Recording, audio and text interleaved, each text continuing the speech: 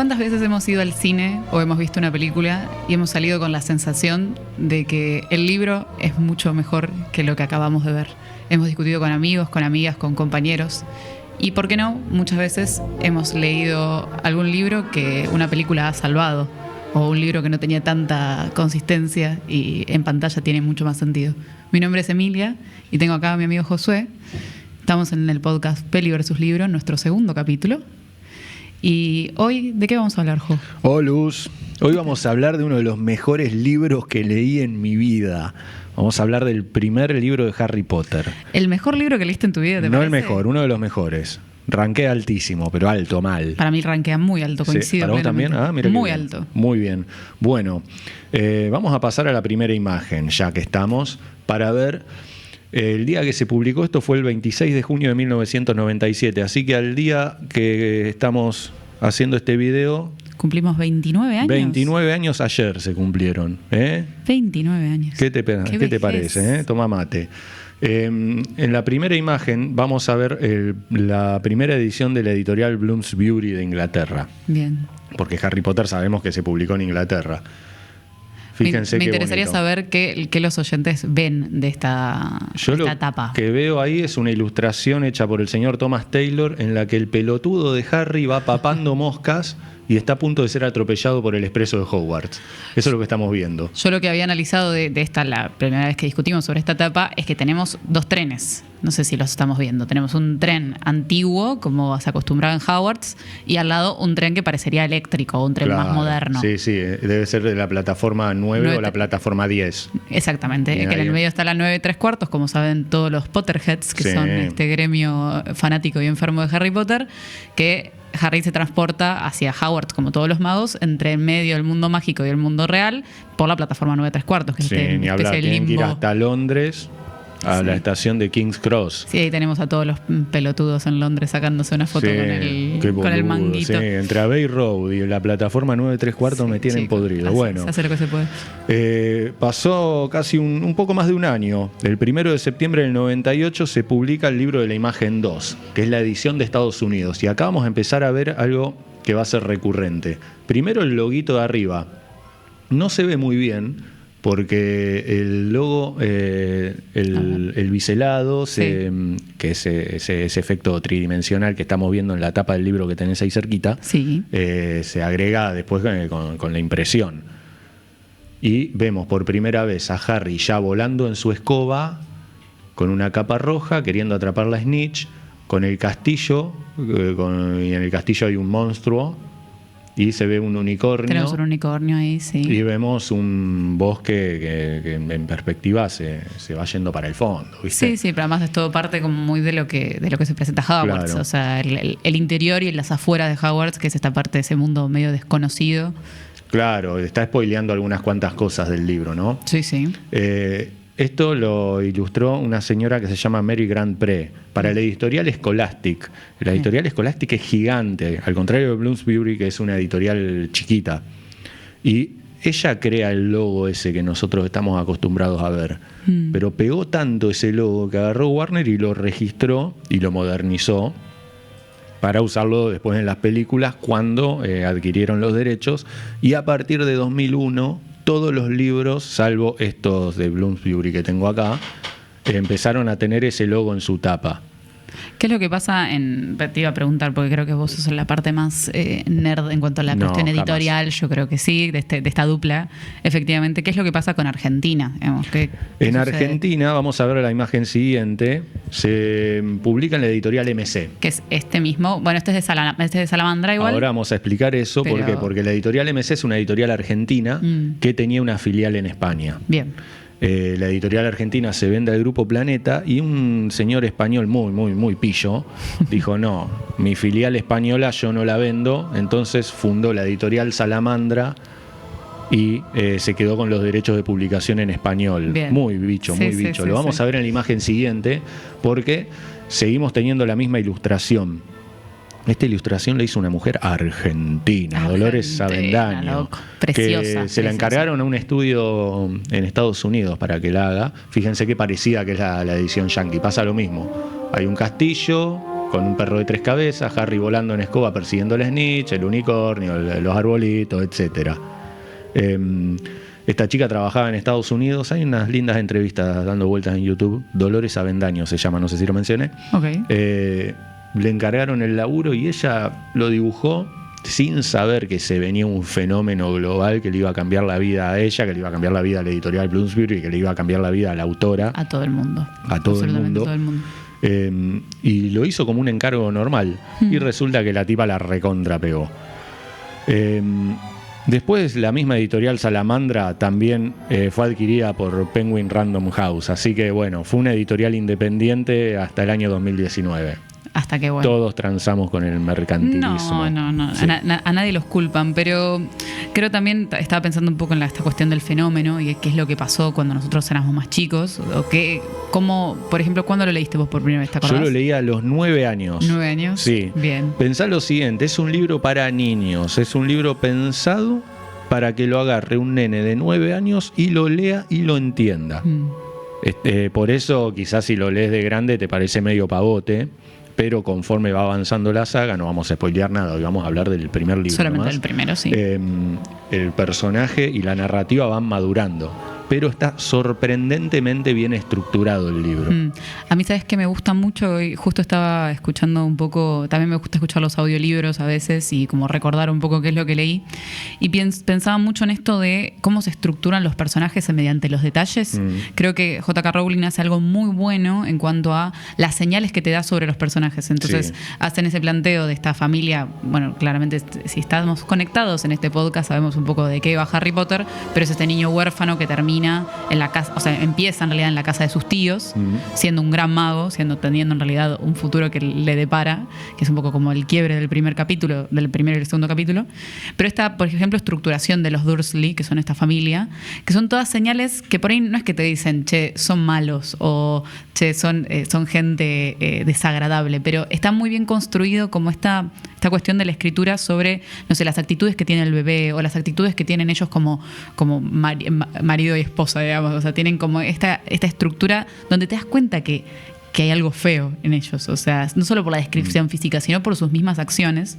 Y que es la misma señal que te hace sentir, por ejemplo, que los Potter son gente muy querida o gente muy respetada y muy amada. Lo mismo. Siento que los personajes están, a pesar de ser de literatura juvenil, están muy bien construidos, muy bien elaborados. Sí, sobre todo que vaya soltando la información en cuotas. De a poquito. Digamos, Sí, de a poquito.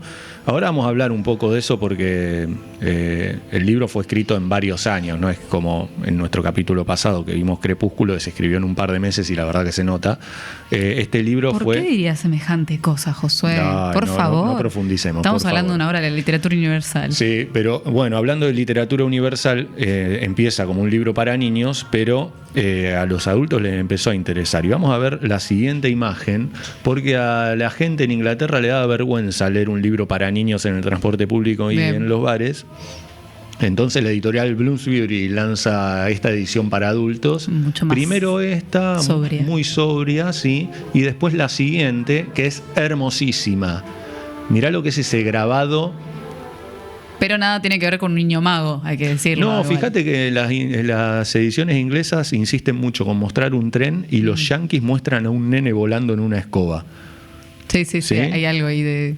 Pero bueno, esto es por si sos una persona grande y querés ir leyendo en el subte de Londres, vas leyendo esas ediciones. Y en la imagen siguiente vamos a ver lo que vemos en las estanterías ahora, si vas a Jenny, al Ateneo, Qué esa librería. Igual. Es muy linda. Preciosa, me parece. Es muy linda. Esta la lanza Bloomsbury en 2014 y Salamandra entonces adopta efectivamente la misma imagen, no hace una versión independiente. Esto es lo que te acercás y ves ahora, entonces si le regalás a un niño Harry Potter, probablemente le compres este.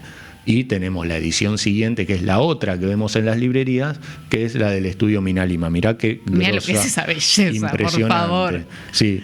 Chicos, ya saben que regalarme para mi cumpleaños. Sí, el 20 de diciembre. Debe estar unos cuantos morlacos este libro. Sí. El estudio Minalima fue el que diseñó todos los objetos cotidianos de Harry Potter. Bien. Es decir, cuando vemos las películas, vemos el mapa del merodeador, vemos las portadas de los libros que van a comprar a la librería en el callejón Diagon, las etiquetas de los productos cuando comen las golosinas, las ranas de chocolate, las grajeas Bertie Bott's de todos los sabores, las varitas, las diseñó este estudio y después lanzaron estos libros que tienen pop-ups, que tienen un montón de cachivache. Vos lo abrís y salen papeles para todos lados. Hermoso. O sea, no se lo regalen a un nene porque el nene lo va a romper. Al nene regálenle el... Por eso me lo tienen que regalar a mí.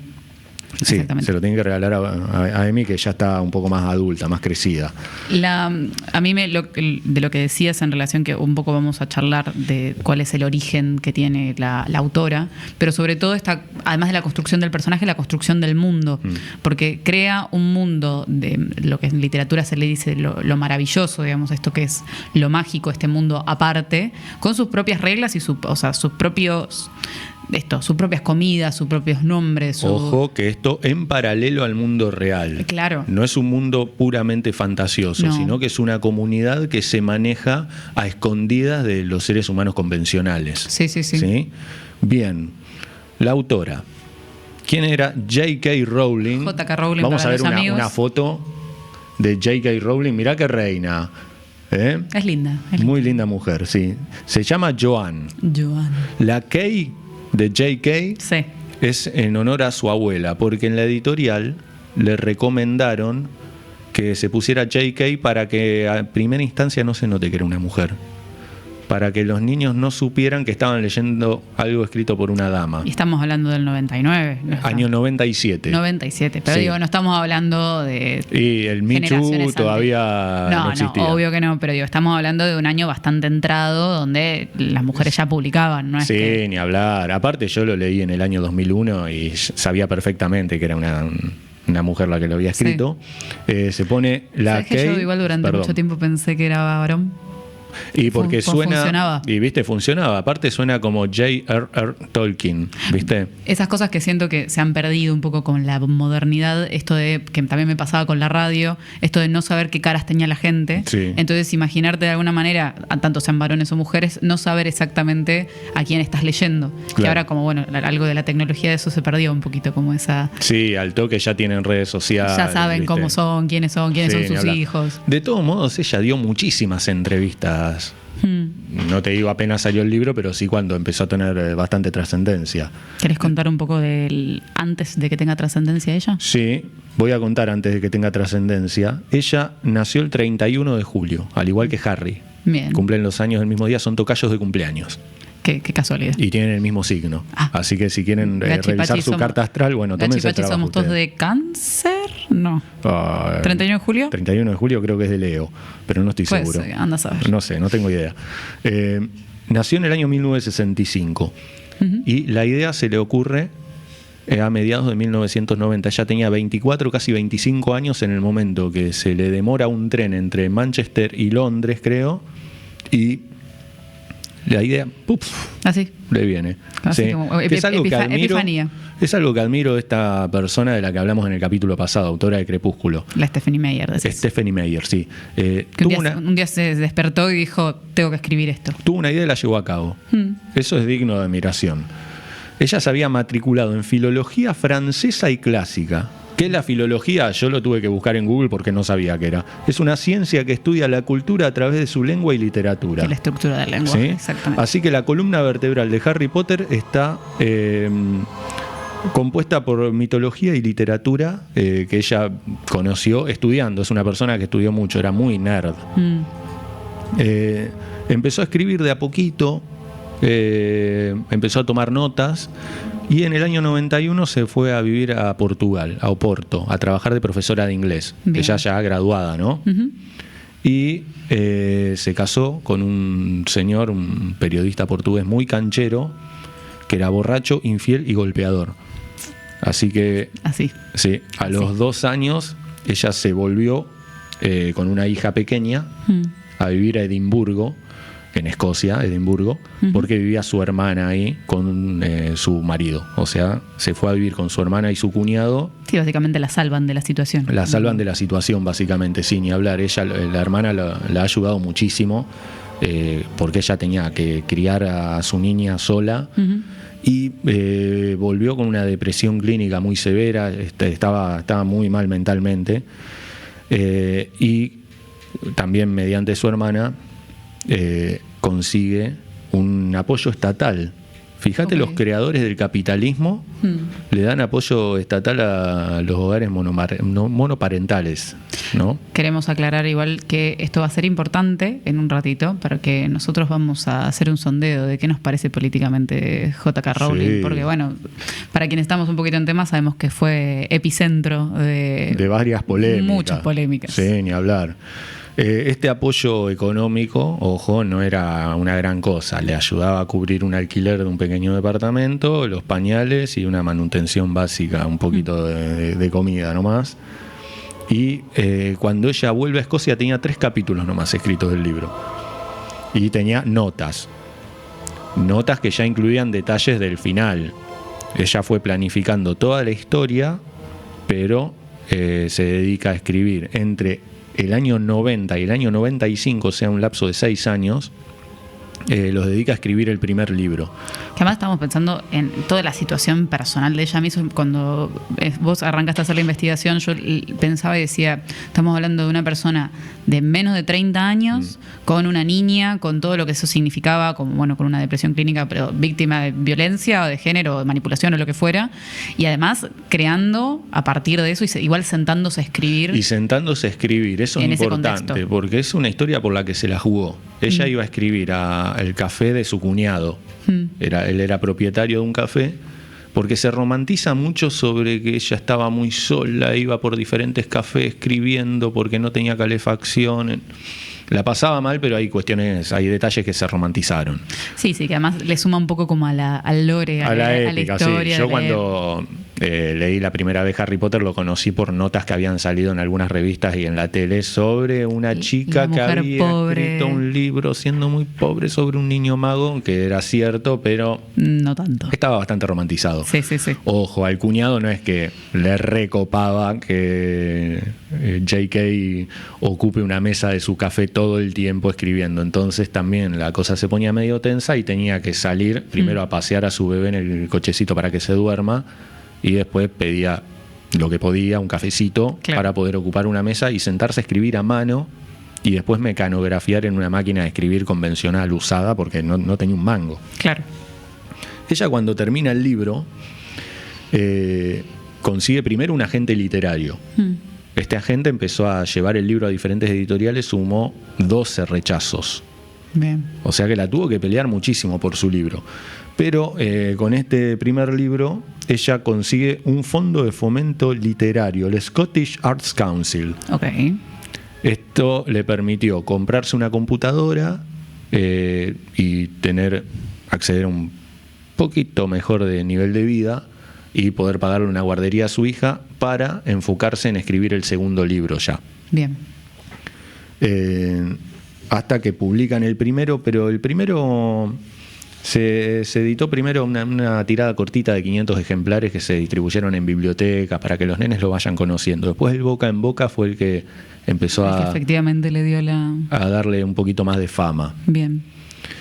Y quiero centrarme mucho en lo que ha significado la filología, que es en lo que se ha formado ella académicamente. A mi juego me llamaron. A tu juego te llamaron, sí, porque está presente en el primer libro en relación a la alquimia. Bien. Se habla de la piedra filosofal, que no es precisamente una piedra. Es como una sustancia. Es una sustancia, puede ser un polvo denso, una sal purificada, una sustancia resinosa, que se estuvo buscando a lo largo de toda la Edad Media.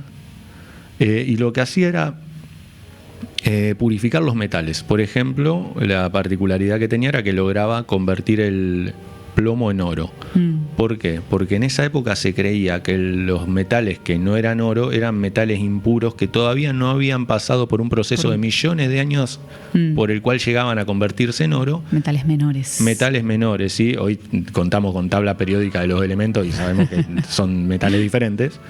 Entonces, lo que hacían era derretir el plomo, le echaban un poquito de esta sal o este polvo. Ese polvo eliminaba las impurezas, entonces obtenías oro a partir del plomo. ¿Y qué pasaba si lo disolvías en vino? ¿Qué pasaba? Obtenías el elixir de la vida. Bien. Entonces y el elixir de la vida nos da absolutamente juventud eterna. Inmortalidad. Básicamente inmortalidad, exactamente. Bien. Y también está la filología muy presente en los hechizos. Bien.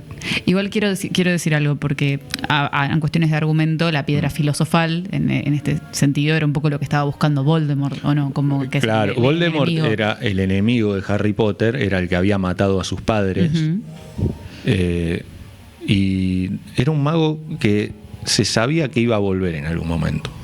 Por eso el señor Dumbledore, el director de la escuela de magia Hogwarts, lo manda a vivir a Harry con sus tíos a escondida del mundo mágico hasta el momento que él pudiera ir al colegio. Que además es algo que se desarrolla en el primer capítulo, donde de repente es el peor lugar del mundo para Harry. Sí, pobre Harry tuvo una infancia de recontra mierda. Pasarla como el orto. Forros, para que el primo lo cagaba a trompadas.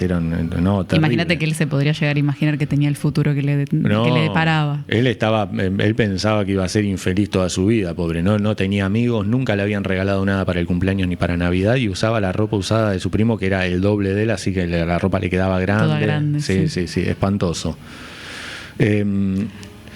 Bueno, estábamos hablando un poco de la filología.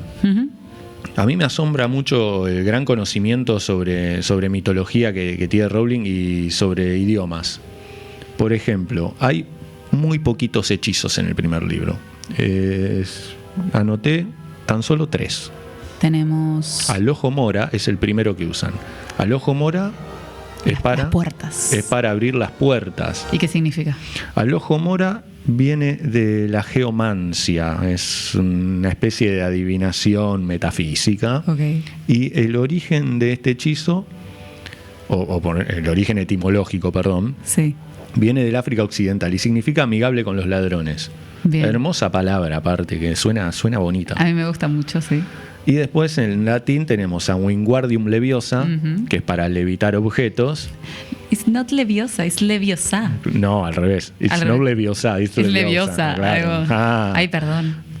Bueno, y Petrificus Totalus, que lo usan cuando Neville Longbottom, el niño alivio cómico, que termina siendo una persona súper valiente. Que siempre, por supuesto, es el gordito. Pobrecito, era el gordito y vivía con la abuela, pobrecito. Sí. Y cuando todos tenían gatos y lechuzas de mascotas, él tenía un sapo. ¿Sabes qué? Esto es un dato de color, pero hay todo un lore con el actor que él termina siendo muy bello al final. Como casi todo, o sea, como pasó con Drake y Josh y cosas que consumíamos en los 2000, donde de repente el gordito gracioso dijo, che, ya me cansé de ser el gordito gracioso. Y me saco fotos en boxer. Y ahora estoy divino. Y la verdad es que es un muy lindo muchacho en la actualidad. La verdad que sí. Bueno, y el latín, además de estar presente en los hechizos, está presente en el escudo de Hogwarts, que vamos a ver en la siguiente imagen. Este escudo no se lo menciona en los libros, sino que aparece en los libros a partir de que Warner adquiere los derechos, entonces las editoriales lo ponen en las páginas de cortesía que se le dice. Lo tenemos acá también en la bufanda. Draco dormiens nunquam titiliandus. ¿Qué significa? ¿Qué significa? Nunca le hagas cosquillas a un dragón dormido. Es una especie de parodia a los lemas de las universidades, como mens sana in corpore sano y la de nuestra UNLP, que no me lo acuerdo. Ay, no me lo acuerdo. Bueno, oyentes pueden poner el de la UNLP porque no me lo acuerdo tampoco. En la película aparece otro hechizo más.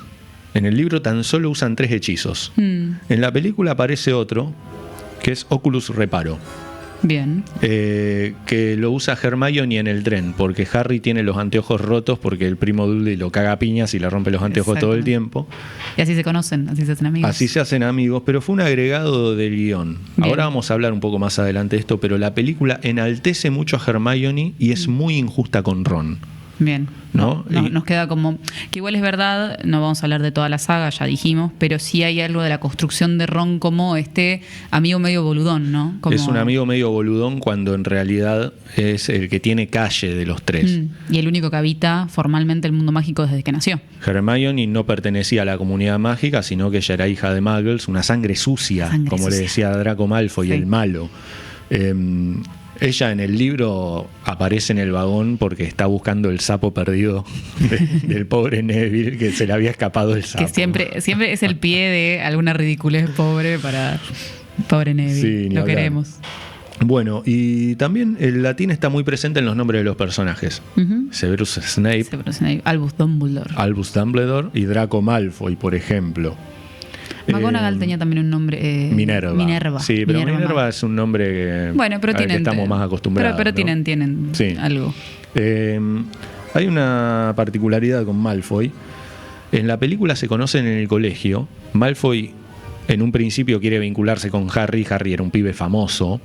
Entonces a Malfoy, que era de una familia de alcurnia, le conviene vincularse con él. Y Harry medio lo saca cagando. ¿Eso es el libro? No, eso en la película. ¿En la peli?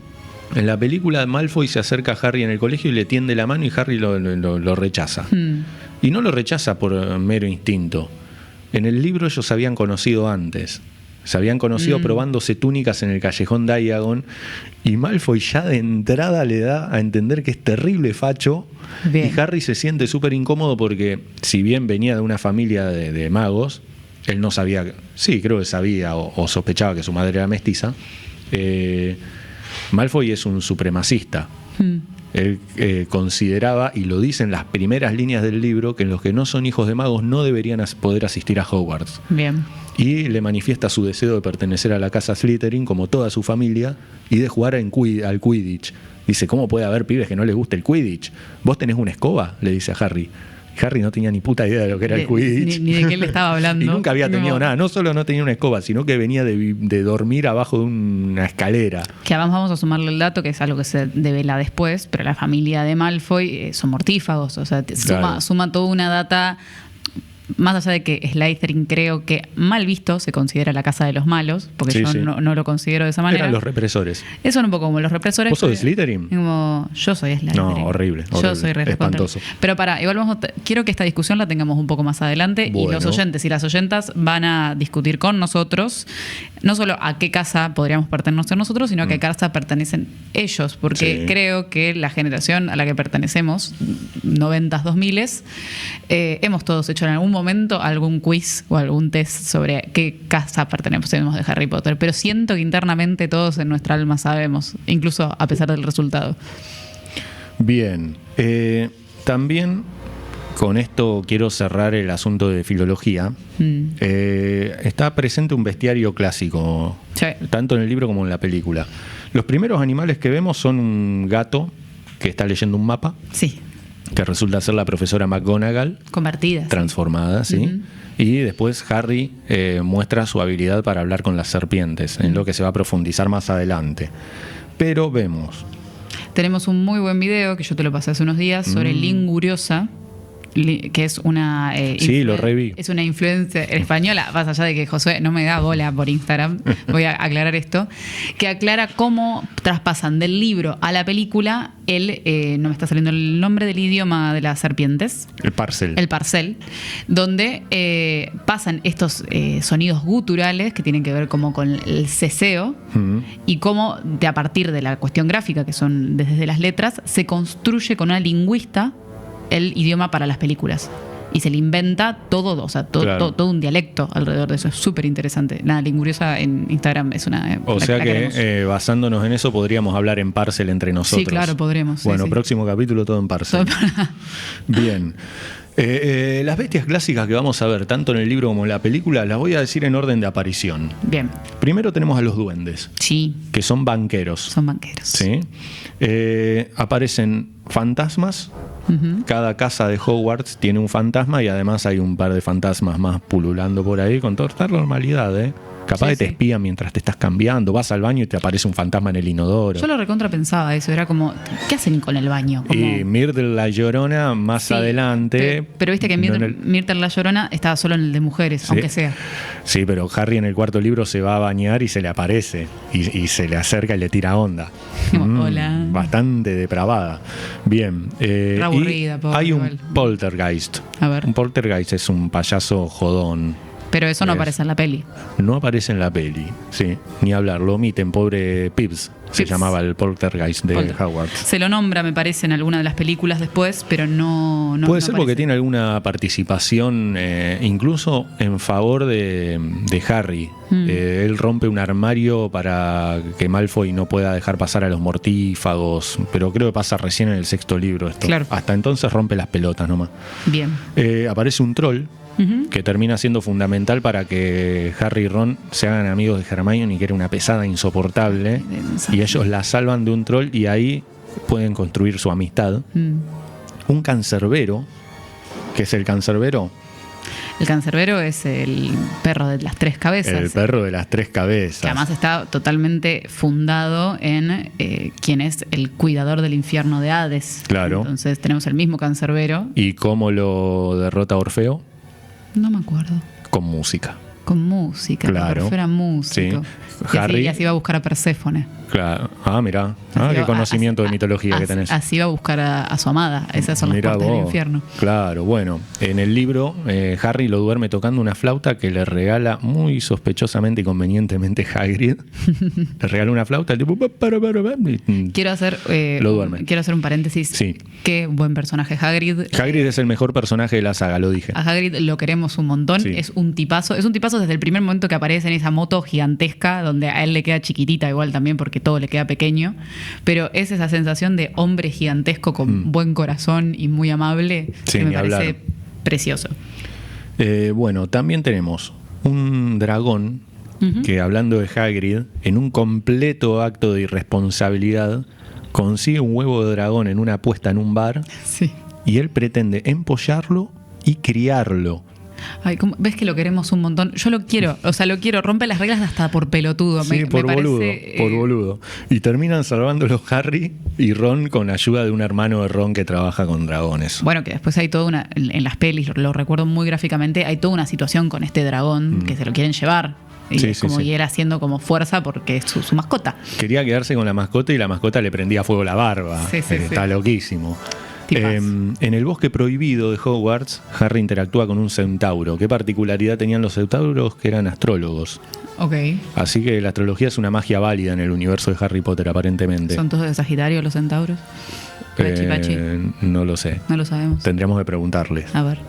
Y ve a Voldemort bebiendo sangre de un unicornio muerto. Así que hay unicornios ahí dando vueltas en el bosque prohibido. Que además hay que decir, el unicornio, esto no sé exactamente de qué mitología lo saca exactamente, pero el unicornio es la sangre de el animal más puro que hay, el animal más blanco en ese sentido. Parece que estoy hablando de una familia blanca heterosexual, son todos muy lindos, esa referencia así. Pero de repente hay algo en esa escena de Voldemort comiendo y tomando sangre de unicornio que es casi como una herejía total. O sea, ahí te das Sí. cuenta de la maldad de él. Era una crueldad absoluta matar un unicornio. Sí, sí. Que aparte, Casi que un delito, además. creo que es el animal nacional de Escocia, si no me fallan los cálculos, la memoria y la Que información. alguien me chequee esta información, por favor, porque sería... Sí, creo que es un que animal sí. que no existe. Un animal que no existe es el animal... Es el animal nacional de Escocia. Bien. Entendamos que Hogwarts está ubicado en Escocia. Bien. Sí, claro. Sí, claro. sí, sí. Bien. Vamos a hablar un poco más en profundidad de la película. Dale. ¿Cómo se adapta a Harry Potter? Un productor inglés, Sí. David Heyman, con su productora Heyday Films. Heyday Films, quería adaptar una novela infantil. Bien. Creo que le había ido mal con una película antes y encuentran un ejemplar de Harry Potter entre todas las novelas. Es algo de lo que vamos a hablar con frecuencia en este podcast. Las productoras reciben novelas incluso antes de que se publiquen para comprar los derechos rápido, Sí, y sí. además a las editoriales les sirve divulgar novelas Sí, que vaya a ser adaptada, que vayan por supuesto, a ser sí. adaptadas. Sí. Heyman quedó fascinado con el libro y convenció a Warner Brothers que compre los derechos. Pero teníamos a otro director luchando por esto, ¿o no? Sí. Warner lo primero que hace es adquirir los derechos y empezar con esto del logo y estas cosas, ¿no? Porque esto empieza en el 99. Ya no recuerdo si ya se había publicado el tercer libro, pero el segundo ya estaba publicado incluso. Sí. Y compra los derechos de producción de las primeras 4 películas. Rowling ya había anunciado que iban a ser un total de 7 novelas desde el principio.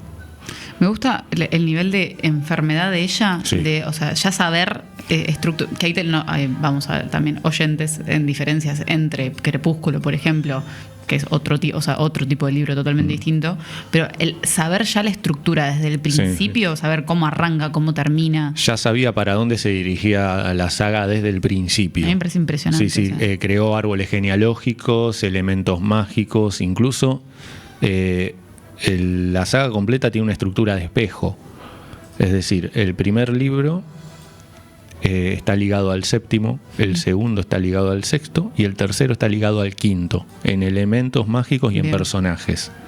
Esto está sutilmente adaptado, no es que, mirá esto que está conectado. No, tenés que prestarle un poquito de atención y leer entre líneas. Pero igual hay algo que yo siento que también de ahí viene la cuestión del fandom y la cuestión de la enfermedad que se genera alrededor de Harry Potter, donde de repente hay cosas ocultas en la narrativa, en las películas, en los elementos, en los personajes, donde te das cuenta que la persona que es realmente fanática de Harry Potter, que se saben todo. Además que hay elementos canónicos que ni siquiera se mencionan en los libros. Exacto. Por eso tenemos sitios como Pottermore y tenemos los videojuegos, el universo va más allá de los libros y de las películas. Que se extiende hacia todos lados.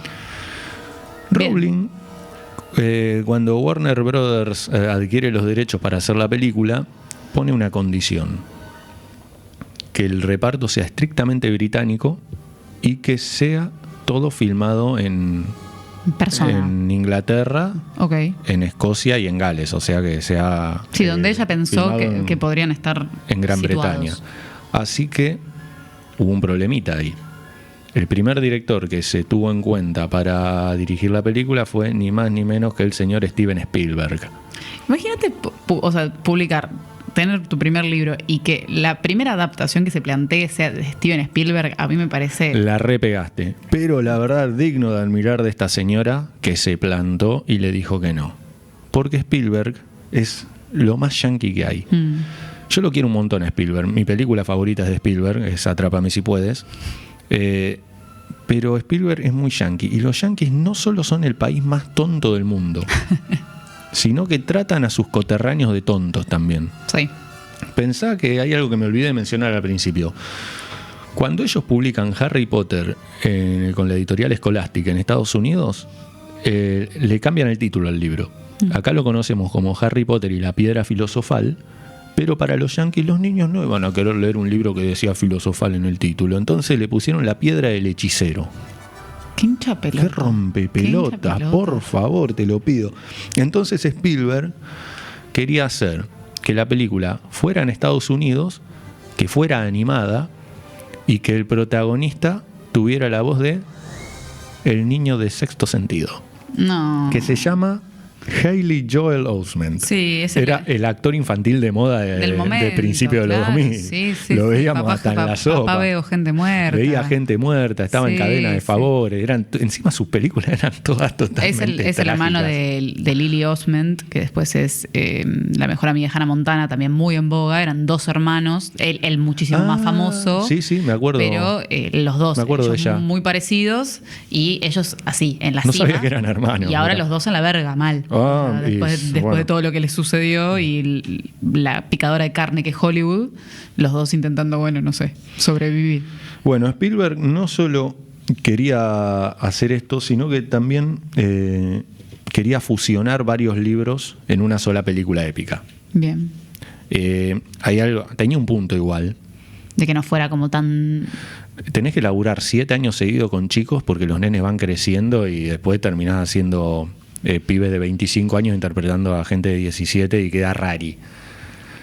Pero yo siento que siempre fue parte de esa mística, o sea, fue parte de... O sea, que nosotros crecimos con el elenco de Harry Potter. Sí, fue pero la gracia. Bueno, Es re difícil. Ver un Harry que se supone adolescente y que ya esté bastante huevón, un poquito raro. Bueno, pero tenían 22, boludo, no tenían... Bueno.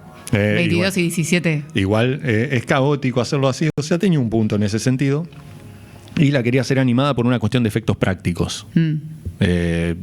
No me parece descabellado. A mí qué sé yo, veo las películas de cómics, no sé, vi las últimas de Spider-Man animadas y me parecieron totalmente fascinantes. Sí, pero estamos hablando de otros años, estamos hablando de otra cosa. La animación hoy, 25 años después, sí, claro, es otra cosa. O sea, quizás para mí hubiera sido un error haber simplificado una saga tan larga de tantos años y de tal fenómeno, que fue porque además era ir a ver el estreno de Harry Potter. Ya en un punto era una amansadora de gente yendo en específico a ver las películas de Harry Potter que salían. Ahora igual vas a contar un poco cómo salían. Bien, y Spielberg no se quería ir a Inglaterra. O sea, le daba paja. Le daba paja todo. Le daba paja todo. Le daba paja hacer hago la 7 película, pero no. Es que no tiene razón. No tiene razón. No me importa. Yo creo que el único punto que tenía era con la animación, pero bueno, sí, era otra época. No.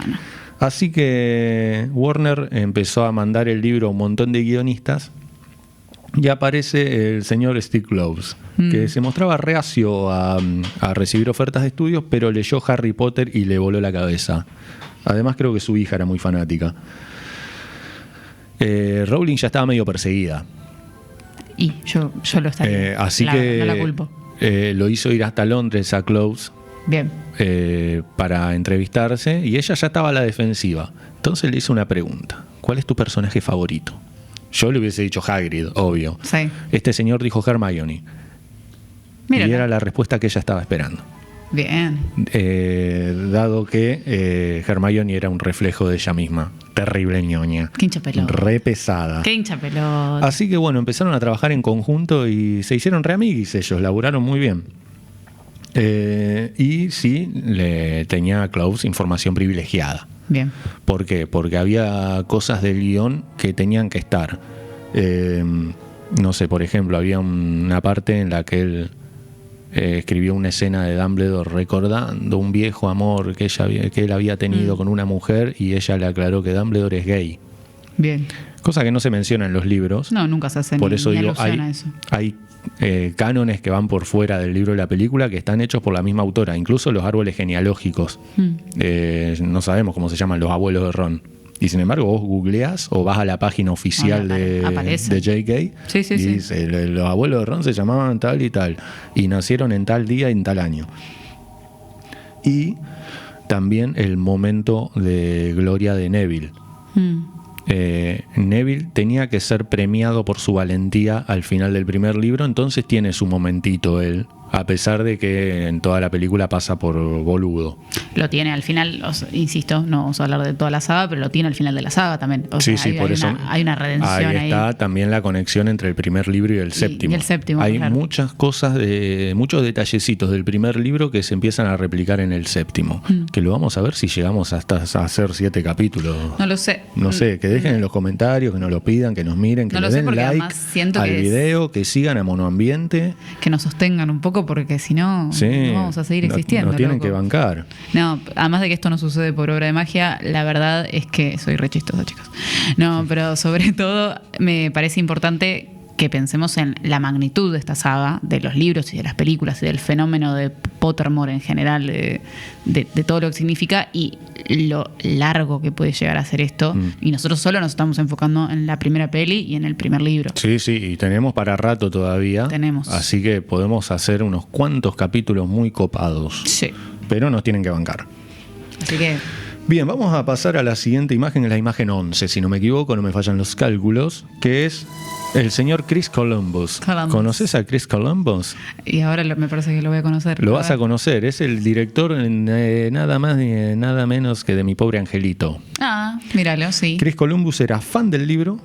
Bien. Y tenía 2 particularidades importantísimas. Estaba acostumbrado a trabajar con elencos infantiles. Bien. Y era un tipo muy ligado al cine familiar. Entonces fue el indicado porque dijo: sí, voy a hacer la película, voy a filmar en Reino Unido y voy a filmar con elenco británico. Listo, O sea, trato le hecho. dijo que sí a todo.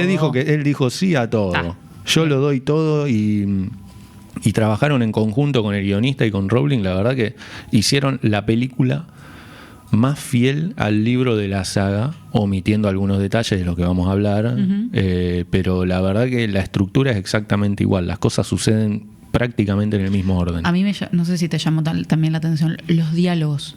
A mí me puse esta semana a comparar y los diálogos es impresionante Sí. iguales que son. O sea, hay momentos donde decís... Hasta Ron con la nariz sucia, ¿entendés? Sí, o sea, cómo reaccionan los personajes en ese momento. La primera escena es impresionante, que decís, es literalmente la misma conversación. Sí. Las mismas pausas. Además que en la primera escena lo que sucede es Dumbledore apareciendo con un apagador. Aparece con el apagador. El apagador es fundamental en el séptimo libro. Exactamente. Ya va plantando semillas desde la primera escena. No, es una loca, la queremos mucho. Y Rowling lo que se puso a hacer para darle una manito a la producción fue ponerse a dibujar. Y dibujó unos bocetos. Vamos a ir con el primer boceto. No se ve un carajo, pero esto se supone que es el plano de Hogwarts. Yo voy a ayudarles un poco a leer esto. A ver, cartografía. Esto es un Ahí croquis. vemos. Hay un lago con un monstruo gigante que es una especie de pulpo.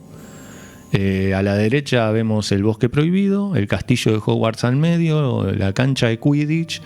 Y arriba de todo está Hogsmeade, que es el pueblo aledaño a Hogwarts. Y hay un error que luego se corrigió con el correr de las películas. Está la estación de tren en el lado opuesto del lago, cuando la estación de tren se encuentra en Hogsmeade. Bien. ¿No?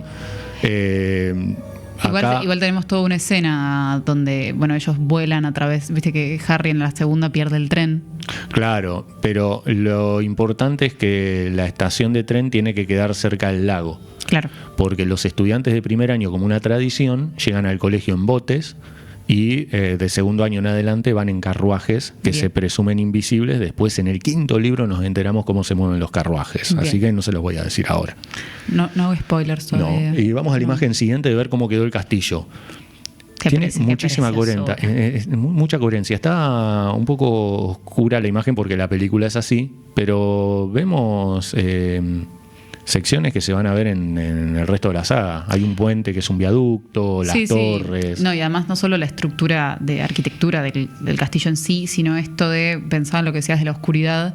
Las películas, depende cuál sea el tenor de la película y cuál sea lo que está sucediendo, pasa mucho en las últimas dos sobre todo, se pone mucho más tétrico y mucho más hostil y más sombrío o más grisáceo. También depende mucho de las estaciones. Eso me gusta mucho cuando cambian el verano y la primavera. Hogwarts cambia de color, eso me parece precioso. Además, entre toda la estructura tiene coherencia los meses del año, el año va transcurriendo y vos vivís el día a día en el colegio. Sí, los semestres. El primer libro es un poquito más cortito, entonces no se ve tanto, pero por ejemplo en el quinto y el sexto pasás tiempo en el colegio y vas a clases con los chicos. Acá también, pero un poco menos, ¿no?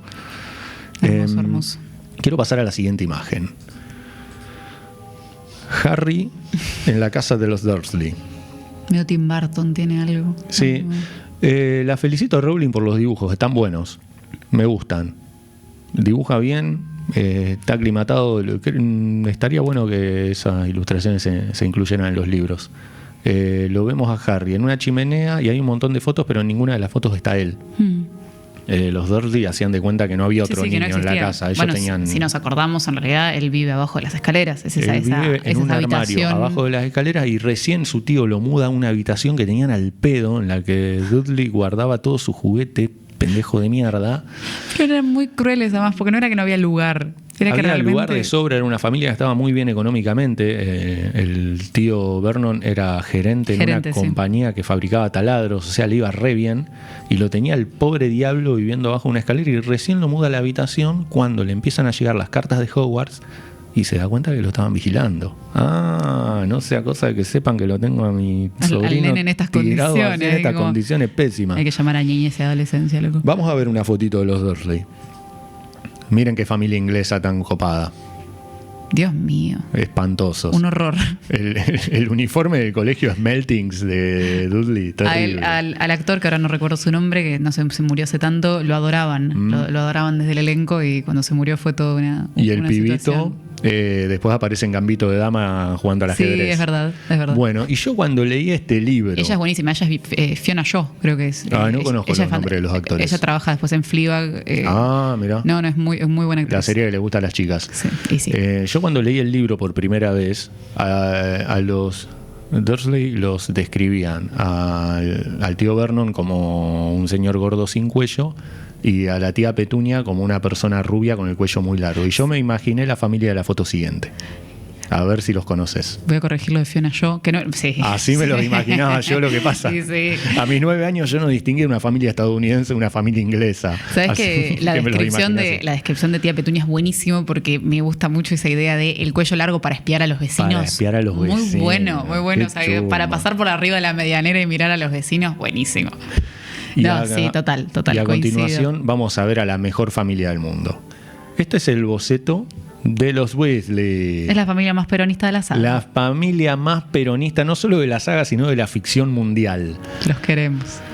En primer lugar lo vemos a Percy. Percy con una letra P que no es de Percy, es de prefecto. Ok. Los prefectos eran una especie de delegados. Delegado gremial delegado de la escuela. Delegado de las casas. El estudiantil, ¿no? bien. Cada casa tenía 2 prefectos, una chica y un chico, que eran los mejores alumnos. Es buenísimo, es medio sindical incluso también, de todo. Eran tremendos tragas los prefectos, eran re pesados. Percy era insoportable. Percy era precioso, estábamos todos enamorados de Percy, igual lo lamento. Sí, para mí era re feo. Después cambian el actor, pero lo cambian. Mirá, no sabía Sí, eso. sí. Son peronistas porque es una familia muy numerosa y el papá trabaja en administración pública. Quiero hablar un poquito del trato injusto que recibe Ron. Podemos pasar a la imagen siguiente igual para verlos a todos. Ron es el del medio. Son lo más. Además, yo siento que se quieren. Sí, una familia muy unida. Después Percy medio que los caga, pero ellos se quieren un montón. Ron recibe un trato muy injusto, no solo en toda la película, sino en el resto de la saga. Él le enseña a Harry sobre el mundo mágico, porque pertenece a la comunidad desde que nació. Pero, igual, perdón, voy a hacer un disclaimer, porque siento que el destrato es por parte de la comunidad, por él ser Ron como es, pero no siento que venga de Harry. No, el destrato es por parte de la producción de la película para mí. Bien. Porque hay muchas líneas de Ron que pasan a Hermione. Ron es una especie de alivio cómico, es cagón, y Hermione es una superheroína. Y hay muchas cosas que hace Ron que se las pasan a Hermione. Digo en toda la saga porque hay algunas más significativas que ocurren, por ejemplo, en el tercer libro hay una escena que Ron se convierte en héroe y en la película es Hermione la que lo resuelve. Claro. En la primera lo más significativo es, primero que son mucho mejores amigos Ron y Harry que Hermione y Harry. En la película se ve un poco más de conexión entre Harry y Hermione, pero el amigo de Harry, el que le da una familia aparte, es importantísimo por eso. Harry con Ron por primera vez tiene una familia y es el que le enseña del mundo mágico. Hermione lo que tiene es conocimiento teórico y Ron lo que tiene es conocimiento de calle. Claro. Además se sienten muy cómodos porque cuando se conocen en el tren, Ron no puede ocultar que es pobre. Y Harry se siente cómodo precisamente porque el anterior niño mago que había conocido había sido Draco, que era rico y era un forro. Careta insoportable. Y Harry se sentía identificado por él porque Ron le cuenta que tenía la varita vieja de un hermano, la rata era de otro hermano, la ropa era de otro, no le habían comprado una túnica nueva. Todo de segunda mano. Todo de segunda mano y todo usado. Y le muestra, le habla de las golosinas. Harry hereda una fortuna de sus padres y Ron viaja en el tren con un sanguchito y Harry compra un montón de golosinas para compartir porque jamás había tenido un amigo para compartir golosinas. Pobre Harry. Dios, por favor, pobre Harry. Igual posta, siento que qué importante la comparación que haces, pero sobre todo esto de esta familia que lo ama realmente a Harry durante toda la saga. Sí, después, lo quieren muchísimo. Después sabemos que al final que directamente termina dentro de la familia, enamorado de la hermana. No, pero aparte, antes de todo eso, él le salva la vida al padre. Sí. Porque Harry en su conexión con Voldemort tiene un sueño y se despierta y se vayan a ayudar a Arthur porque lo están matando. Porque lo van a matar. Y lo salva. Sí, sí, sí. Con respecto al rol de Ron, quiero recomendar un canal de YouTube, ya que estamos, que Dale. se llama el Aquelarre. Aquelarre es un conjunto de brujas. Sí, sí. El Aquelarre de Dani. Es una chica mexicana ultra fanática de Harry Potter, pero maneja mal. Y tiene videos temáticos importantísimos en los que compara la película con el libro. Después hay algo que omite la película con los Weasley, que es el aspecto físico. Los Weasley se dividen entre flacos y altos y bajos y robustos. Bien. Y acá medio que no pasa nada. Bueno, vamos a pasar a la siguiente imagen. Otro boceto que me encanta. A ver. El profesor Snape en la clase de pociones. Bueno, Snape me parece un personajazo también. Hay que, para mí, entre villano y la construcción del villano que sufre y que se transforma en villano por alguna razón, yo siempre lo quise mucho, Snape. Lo interpretó Alan Rickman, que lo vemos en la foto siguiente. Lo amamos. Que él estaba cansado de ser siempre el villano, pero Rowling agarró, lo llamó aparte y le dijo... Pero con esa cara, ¿cómo no vas a ser el villano, boludo? Sí, ¿Qué hermano, crees que aparte es el mejor del casting. Sí, naciste para esto. Rowling lo llama aparte y le cuenta la redención que va a tener él. Bien. Entonces ahí acepta el papel. Es que a mí me parece que, insisto, o sea, es un villano bien construido y con una muy buena historia, y además una historia de amor de por medio, una historia de venganza, una historia de lealtad. De tristeza y de lealtad en relación. A mí me parece muy buen personaje. Sí, le realmente. construyeron muy bien el pasado a lo largo de la saga. Vamos a la imagen siguiente, que es lo que se ha omitido, que es el poltergeist. Y ahí vemos de vuelta a Percy, que se supone que es el prefecto, con un sombrero. En la imagen siguiente lo que quiero que veamos son los uniformes de Hogwarts. Bien.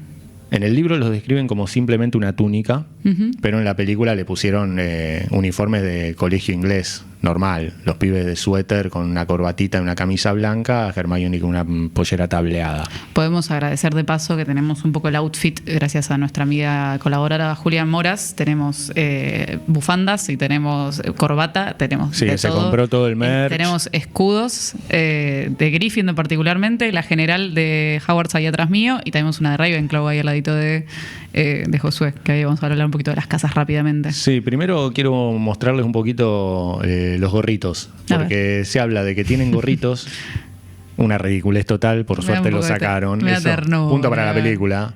Medio el Ku Klux Klan, pero me da ternura. No, además, pensá que no entraban en los planos, hacían sombras, eran incómodos, eran feos, así que Bye. lo usan en la cena de gala de fin de año nomás. No sé, Bien. para darle laburo a la gente que fabricaba sombreros. O para ponerlos más lindos, listo. Sí. Bueno, entonces. Y después vamos a pasar al mejor capítulo del libro, señores. Hermoso. El espejo de Erased, Dios mío. que es Desire al revés, Erased. Esa no la tenía. Y en los libros en castellano es el espejo de Oesed, que es deseo al El revés. deseo al revés. Wow. Cosas que uno no sé. Mejor capítulo del libro. Mejor capítulo Una del maravilla. libro. Empieza en Navidad. Una maravilla. Un lacaniano se hace un festín con este libro. terrible. Igual. Lo voy a pasar a narrar un poquito. Empieza en Navidad. Sí. Harry la pasa en el castillo porque no tiene familia, y Ron y sus hermanos también la pasan en el castillo porque sus padres viajan a Rumania a visitar a su otro hermano mayor que trabaja con dragones. Y Harry por primera vez en su vida recibe regalo de Navidad. De Navidad. ¿Cómo garpa la idea del niño huérfano igual? Qué cosa, Sí. O sea, vamos todos a empatizar con el niñito que no pasó, pero no más tenía vale. amigos y no pasaba. Pura estrategia. Igual es un buen, para hacer una saga juvenil, me parece, como esto de el crecimiento del héroe, que es el camino del héroe literalmente, de, bueno, un niñito huérfano que no tiene mucho que decir ni mucho que hacer, a lo que deviene en el final de la saga. Sí, ni hablar. Bueno, Harry recibe por primera vez regalos. Por un lado recibe el célebre suéter Weasley, que lo vamos a ver en la imagen siguiente. ¿Por qué vamos a ver una imagen del suéter Weasley en la que no está Harry y está Ron? Porque en la película no le dan el suéter, hermano. Yo no lo puedo creer. Es verdad. ¿Cómo se les va ese Me he detalle? olvidado. Aparte es el detalle. Es la bienvenida literal. Es la bienvenida a la familia al clan. Weasley. Sí, O sea, es la verdad. madre le teje un suéter a todos sus hijos, le teje un suéter a Harry. Sí. Lo está aceptando en la familia. Bueno, pasan directo al otro regalo porque él recibe un paquete con una nota que dice: tu padre me la dejó antes de morir. Ya es hora de que te sea de vuelta. Utilízala bien. y es una capa para hacerse invisible. Es fundamental. ¿Qué hace Harry con la capa? Y se escapa a la noche, anda por los pasillos del colegio, primera noche, pero no le dio lo que haríamos todos ni un igual. día, ¿no? Sí, el tipo claro. agarra y dice, bueno, tengo una capa, me voy a escapar. Sí, loco. Él se escapa de la habitación para ir a la sección prohibida de la biblioteca porque estaban buscando información. Ellos ya sabían que había algo alrededor de la piedra filosofal, que era el elemento que habían ido a buscar con Hagrid al banco. Sí, y también tenemos el mapa del merodeador, que es un No, dato. pero eso aparece ¿Todavía no? en el tercer libro. ¿Recién en el tercero? Recién en el ¿Por qué tercero lo recordaba aparece. como...? No. ¿En la primera no aparece? No. Bien. No. Él va a la biblioteca, agarra un libro. El libro empieza a gritar y cuando se escapa, primero se escapa el celador Filch y lo ve a Snape teniendo una conversación muy incómoda con Quirrell. Estaban sospechosamente despiertos a esa hora. Y va caminando, escapándose de ellos, y se mete en una habitación en la que encuentra un enorme espejo, que es el que vimos. Y el espejo tiene una leyenda. Demonio. Ahora aparece un demonio atrás. Y sale Beetlejuice del espejo. Vamos a ver en la imagen siguiente lo que ve Harry en el espejo. Se ve con sus papás. Viste que ella para mí es muy similar a J.K. Rowling. Tengo la teoría. Para mí se parecen. A lo largo de toda la saga en el libro se menciona que Harry es muy igual a su padre pero con los ojos de su madre. Y se menciona muchas veces en la película, es algo que no se dice pero es algo importantísimo. Es algo que se nombra en relación a Snape, además. Sí, también. en relación a Snape y en relación a toda la gente que los conoció. Sí. Harry se queda hasta el amanecer mirándose con sus papás y al día siguiente lleva a Ron. Pero Ron no se ve con su familia o no ve a los padres de Harry tampoco, sino que Ron se ve sosteniendo un trofeo de Quidditch. Harry lo saca cagando. Tu sueño es una porquería. Y a la noche siguiente vuelve por tercera vez.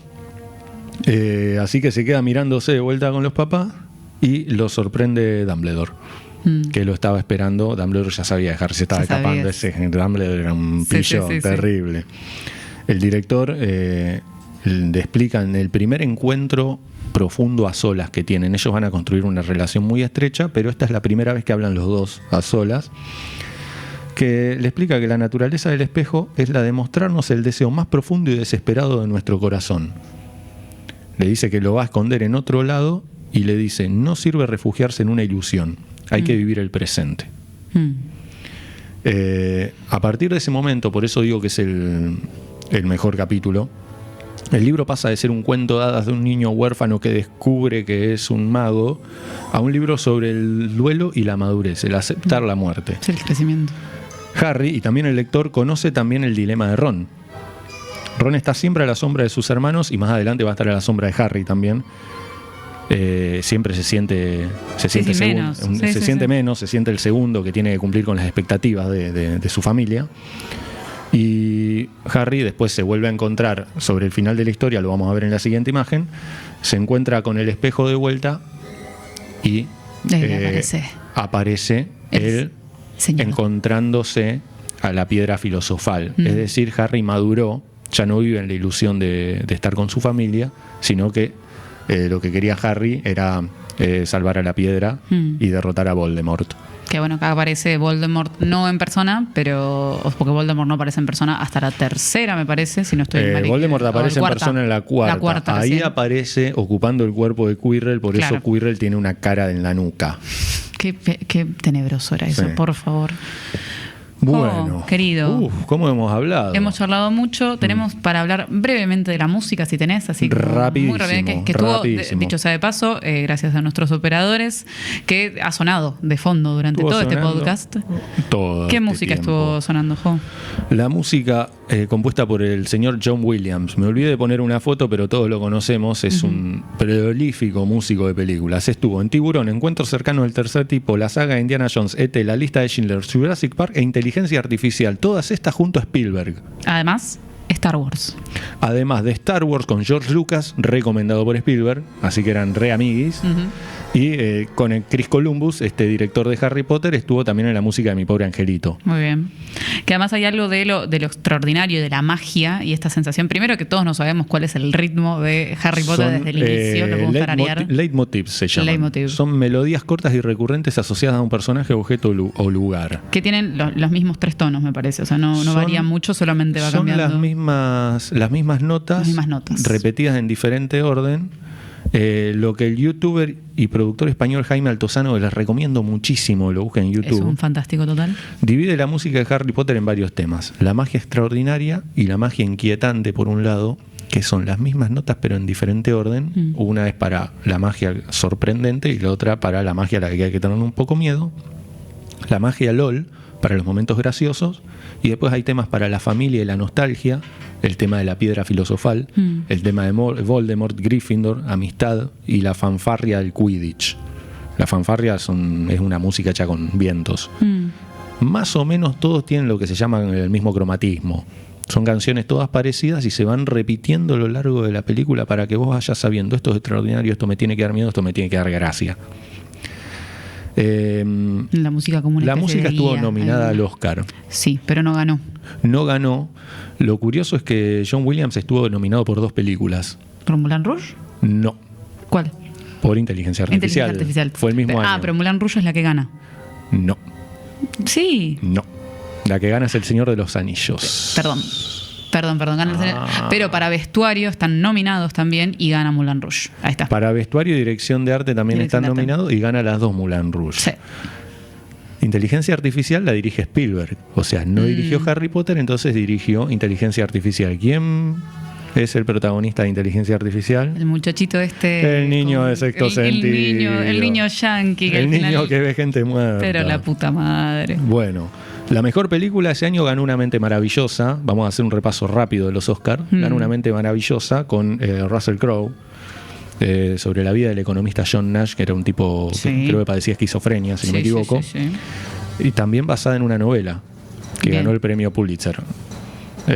Así que quizás para algún capítulo, quién te dice. Y compitieron, entre otras, para que sepamos qué películas salieron ese año también. Porque además yo siento que es un clima muy de época, porque ahora vamos a hablar de otra cosa, pero me parece que hay un clima muy de época. Los de las peliculones que salieron ese año. Sí. Monster Inc. Sí. La película de Pixar que más les gusta a los niños de ahora.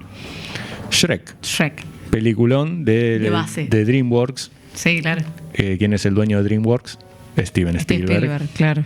Amélie, película francesa que tuvo nominada a Mejor Película Extranjera, pero obtuvo otras 4 nominaciones, creo que no ganó ninguna.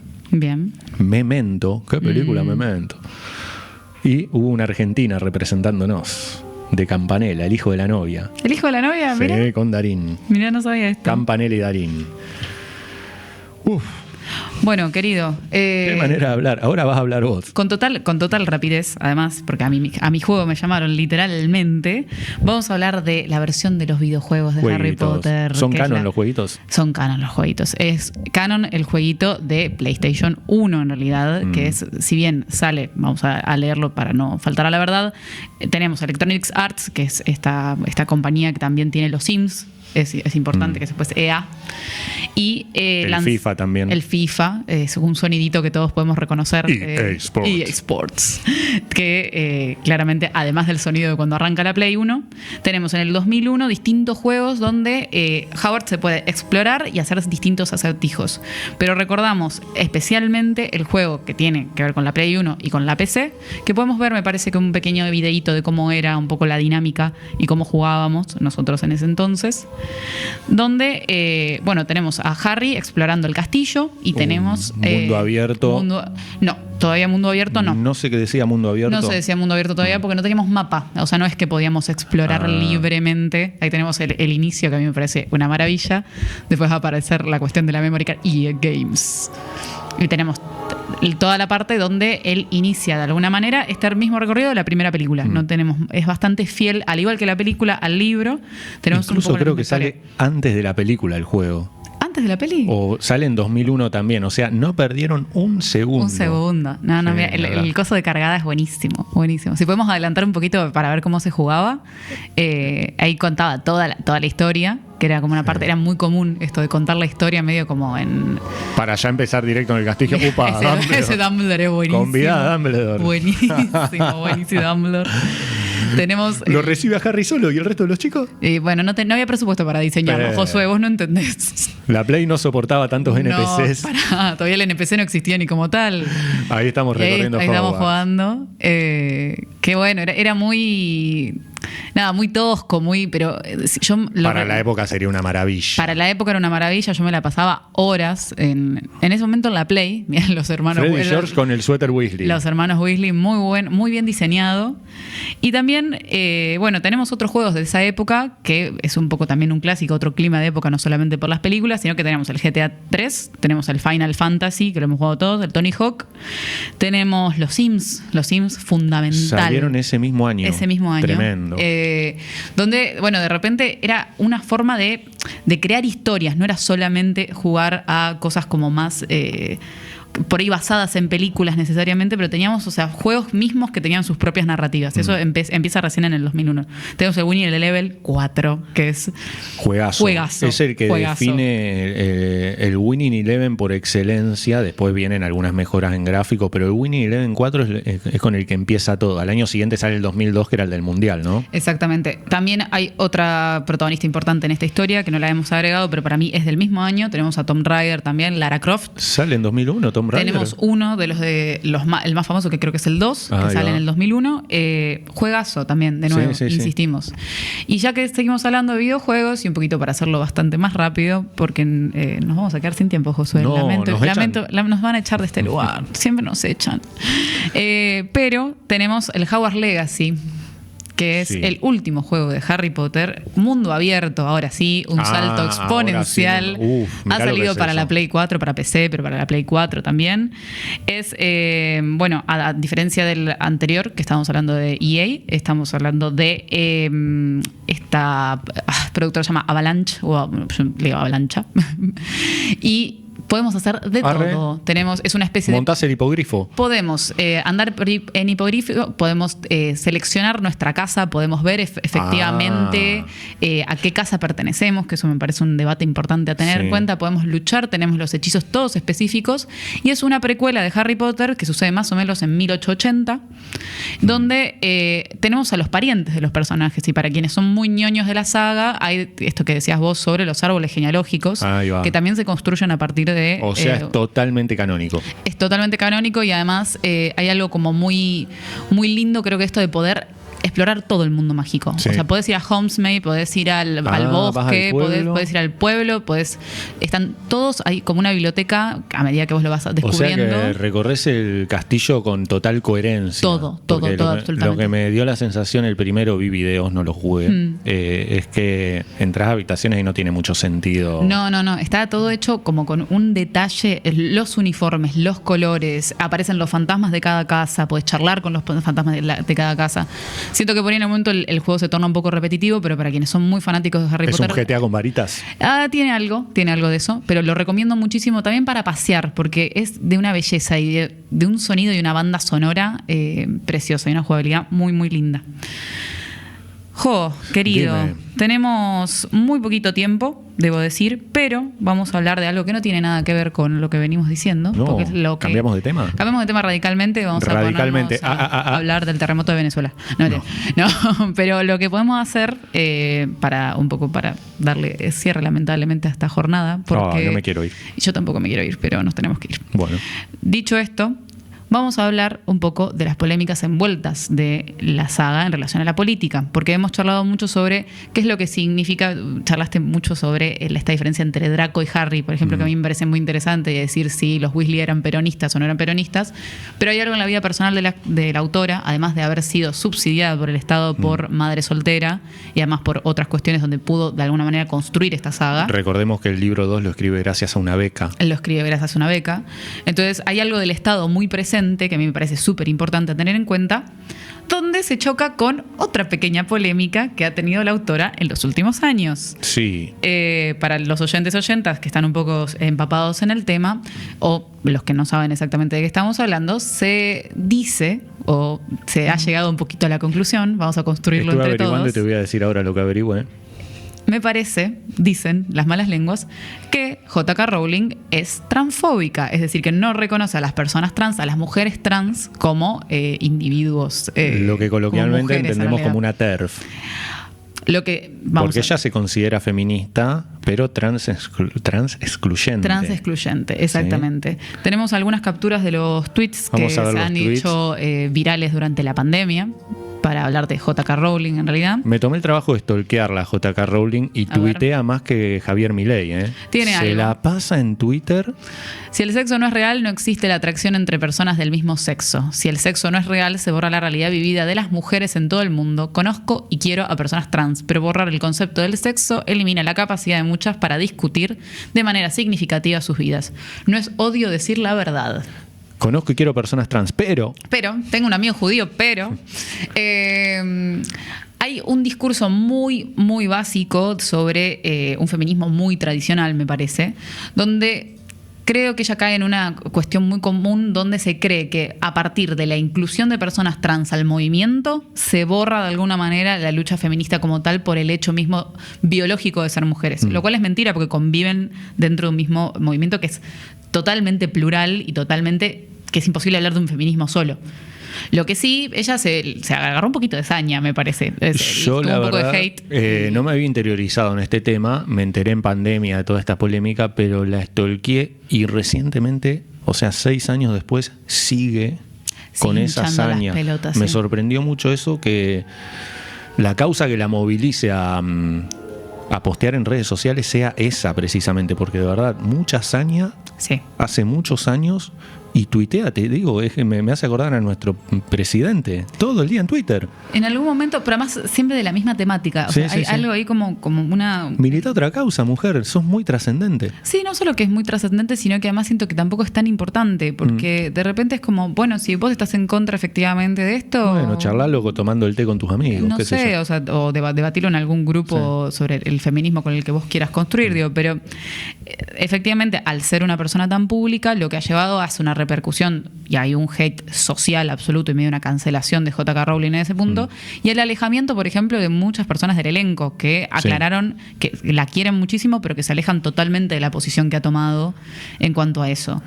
Entendamos que este tuit es 9 años después de la salida de la última película. Exactamente. O sea que ya estaba ella súper consolidada como figura pública, recontra trascendente, y ya, digamos, habiendo... influenciado a generaciones que no leyeron el libro cuando salió, sino a las nuevas. Sí, una posición política que yo siento que no es... innecesaria, me pareció a mí. Un poco, sí. Porque la verdad, meterte en eso por una causa que... no sé, ni idea, no sé por qué te agarraste. Es como tener saña precisamente con una causa puntual, no tiene sentido. Me da pena, pero bueno. A mí me parece como bastante, que lo hemos charlado fuera del aire, esto de ella se posiciona en realidad como una persona dentro de lo que es Inglaterra o de lo que es el Reino Unido, como una persona bastante de centroizquierda en ese punto. Ella apoya al Partido Laborista. Exactamente. Hoy tratábamos de hacer un paralelismo en Argentina. ¿Sería peronista ella? Queremos que los oyentes y las oyentas nos digan, no solo de J.K. Rowling, sino de los personajes de Harry Potter, me interesa mucho, a qué partido pertenece, a quién votarían, no importa el espacio temporal, puede ser partidos viejos necesariamente, porque yo, por ejemplo, pienso que J.K. Rowling podría haber votado tranquilamente a Stolbizer y a Wiener, tranquilamente, en una cuestión así como de odio odio al centroizquierda, odio al peronismo, pero igual no soy del todo facha. Claro. O sea, no llego a... o radical, por ahí, no sé, habría que rosquearlo. Habría que yo creo que hubiese sido una radical, hubiese apoyado al PRO con Macri. Tiene algo, pero no hubiera estado con Milei. No hubiera llegado No creo por la violencia de su discurso. Y los Malfoy son Biondini. Tienen algo ahí. Efectivamente, es como que vuelvan los Bueno, mimitos. gran tuitero Biondini igual. Sí, no, Mejor tuitero que JK seguro. Yo no le voy a sacar mérito, pobre señor. Bueno. Jo, se nos está terminando el tiempo. Me parece que igual hemos hecho un paneo general absoluto sobre videojuegos, música, política. Abarcamos todo. Un poco qué es lo que... cuál es el fenómeno y realmente la importancia que tuvo, siento, como en las crianzas nuestras, porque yo lo recuerdo como algo lineal durante más de 10 años de mi vida. Yo leí el libro hace más de 20 años y todavía es un tema de conversación que podría estar ocupado horas con gente nueva, tratando de convencer a gente adulta y a niños que lean los libros, porque la verdad son fantásticos, no envejecieron mal para nada. Y además es parte, justamente ahora se está preparando, se está a punto de terminar la serie, que hubo también toda una polémica en pos de eso, pero también forma parte del sentido común. O sea, todos sabemos que si pones ojitos redondos, sí. Lentes redonditos y una cicatriz, ¿a quién estamos haciendo referencia? Sí, es un ecosistema cultural que nos ha influenciado a todos, por más que hayamos leído los libros o visto las películas o no. Exactamente. Jo, me parece que nos vamos a tener que encontrar en un próximo encuentro. Lamentablemente, tenés la maldición, así bien, de Harry Potter, de tener que volver a verme para un tercer capítulo. Un placer. Quizás, si las oyentas lo piden, en algún futuro otro capítulo sobre esta saga, Me a la encantaría. cual nos falta muchísimo, Pero hay recuerden, que decirlo. like al video, suscribirse al canal de Monoambiente. Y nos sostienen porque claramente esto magia no es. No, esto fue es una magia. cooperativa, gente. Esto es una cooperativa, aportamos todos nuestro dinero, nuestro trabajo y hacemos lo que nos encanta hacer. Así que esto es importante, eso sí es mágico. Gracias, Mono. Así que gracias a todos ustedes los que están del otro lado de la Y pantalla. gracias a ustedes. Gracias a nuestros productores y operadores. Gracias, Facha. Gracias a Anita. Gracias a Mica, que estuvo hace un rato por acá. Gracias, Jo, como Gracias siempre. a vos.